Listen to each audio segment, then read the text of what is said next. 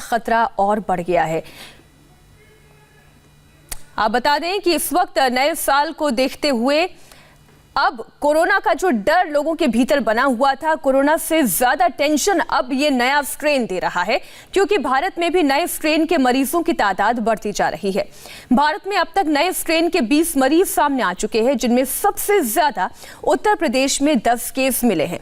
पश्चिम बंगाल और उत्तर प्रदेश में नए स्ट्रेन के मरीज सामने आने से संक्रमण के तेजी से फैलने की आशंका बढ़ गई है। एम्स दिल्ली के डायरेक्टर डॉक्टर रणदीप गुलेरिया ने भी लोगों से बहुत ज्यादा सावधान रहने के लिए कहा है। कोरोना का यह नया स्ट्रेन बहुत तेजी से फैलता है। 2020 के खत्म होने के साथ ही नए साल में लोग कोरोना की वैक्सीन का इंतजार कर रहे थे, लेकिन अब कोरोना के बदले हुए रूप ने लोगों की चिंताओं को बढ़ाया है। ऐसे में नए साल में और भी ज्यादा अलर्ट रहने की हमें जरूरत है।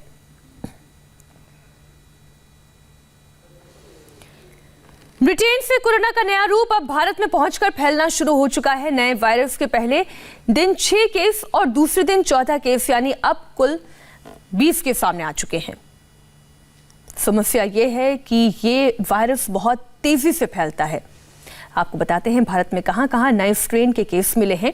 उत्तर प्रदेश, पश्चिम बंगाल, महाराष्ट्र, आंध्र प्रदेश और कर्नाटक में अब तक नए स्ट्रेन के केसेस सामने आ चुके हैं। ब्रिटेन से भारत आए 20 लोग नए वायरस से संक्रमित पाए गए हैं। इनमें अकेले उत्तर प्रदेश में 10 मरीज हैं। शहरों की बात की जाए तो नोएडा में 3 केस मिले हैं, गाजियाबाद में 2, मेरठ में 4 और बरेली में 1 नया केस सामने आया है। इसके अलावा बेंगलुरु के लैब में 7 मरीज, हैदराबाद में 2, पुणे और कोलकाता के लैब में 1-1 मरीज की पहचान हुई है। पहली चिंता तो इस बात की है कि ब्रिटेन से लौटे ये 20 मरीज पहले 1 महीने में बहुत सारे लोगों के संपर्क में आ चुके होंगे।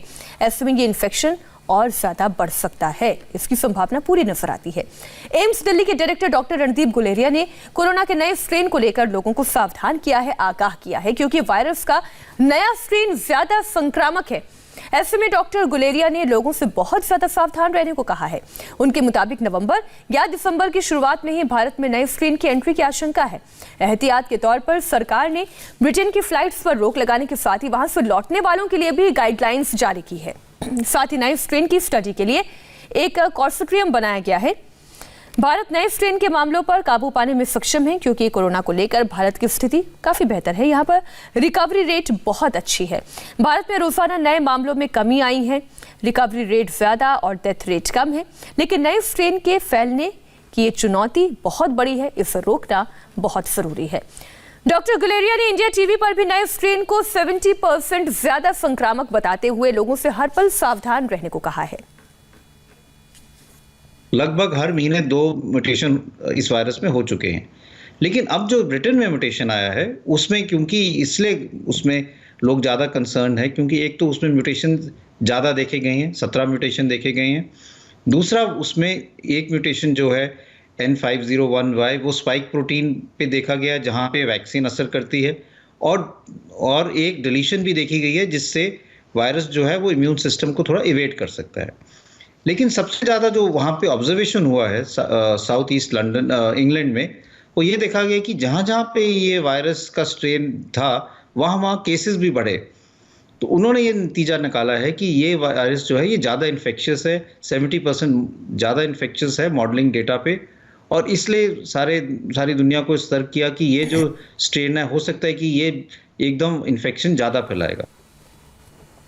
वहीं नीति आयोग ने भी नए स्ट्रेन के तेजी से फैलने पर